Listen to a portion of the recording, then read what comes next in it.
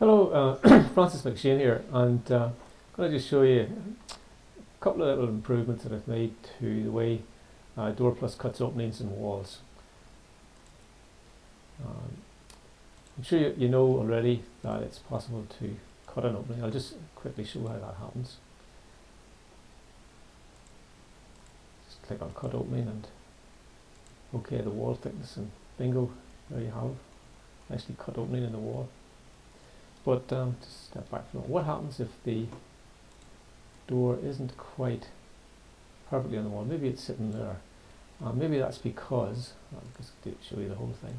That's because this is part of some structure that's where really most other openings and doors are at this level, but you just happen to have this individual one at a lower level, possibly like a block of flats where the entrance door is at a lower level.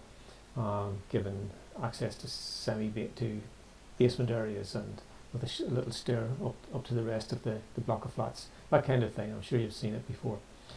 So you need basically you need a door halfway between two levels, and maybe you've designed this is one level and this is the basement level, and you need this opening cut between the two. So don't get too excited now, because it just cuts the opening. You'll see how it works when I do it. Opening. It says these are two copied groups, and it's just wondering about whether you want them unique. And I do want to keep them unique, because I don't want it cutting the opening in the same place in both, because you'll end up with an opening down here in this one otherwise. So this is unique. Now it looks like it's cut an opening here, but it hasn't. It's just basically, if I click in here, you'll see it's just created the geometry for an opening. It's created the geometry for an opening that we can use for the bottom half. So I just Control X that, so I've got that, and we'll tidy this up by hand, because the cut opening works using the push pull tool, and if you've got a lot of intervening geometry, it just simply can't work in the way that would cut an opening. It just creates all of the geometry in the box. And if we go in here and paste in place, that puts that in there. I can just let that intersect with the selection, and I just start deleting the geometry I don't really want. Just this, oops, this,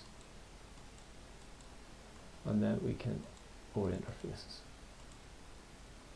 And so that kind of puts this door in between the two levels pretty quickly, and with geometry you have to hand. So previously it wouldn't have created that geometry if the door had been off the face. It literally searched, it kind of double checked that the door was located fully on a face before it cut the geometry.